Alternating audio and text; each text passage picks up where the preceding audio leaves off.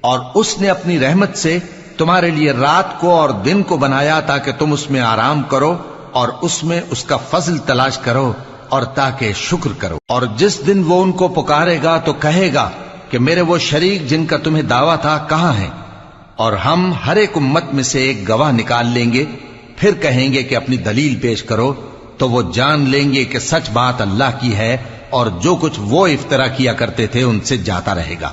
قارون موسیٰ کی قوم میں سے تھا، پھر وہ ان پر زیادتی کرنے لگا، اور ہم نے اس کو اتنے خزانے دیے تھے کہ ان کی کنجیاں ایک طاقتور جماعت کو اٹھانا مشکل ہوتی۔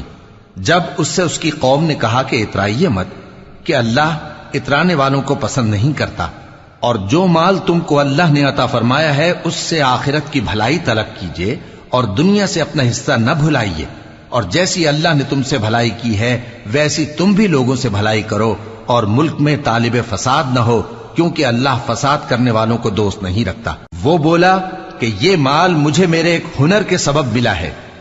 کیا اس کو معلوم نہیں تھا کہ اللہ نے اس سے پہلے بہت سی امتیں جو اس سے قوت میں بڑھ کر اور جمعیت میں بیشتر تھیں ہلاک کر ڈالی تھیں، اور گناہگاروں سے ان کے گناہوں کے بارے میں پوچھا نہیں جائے گا؟ تو ایک روز قارون بڑی آرائش اور ٹھاٹھ سے اپنی قوم کے سامنے نکلا۔ جو لوگ دنیا کی زندگی کے طالب تھے کہنے لگے کہ جیسا مال و متاع قارون کو ملا ہے کاش ایسا ہی ہمیں بھی ملے، وہ تو بڑے نصیب والا ہے۔ اور جن لوگوں کو علم دیا گیا تھا وہ کہنے لگے کہ تم پر افسوس، مومنوں اور نیکوکاروں کے لیے جو ثواب اللہ کے ہاں تیار ہے وہ کہیں بہتر ہے، اور وہ صرف صبر کرنے والوں ہی کو ملے گا۔ پس ہم نے قارون کو اور اس کی حویلی کو زمین میں دھسا دیا، تو اللہ کے سوا کوئی جماعت اس کی مددگار نہ ہو سکی اور نہ وہ بدلہ لے سکا۔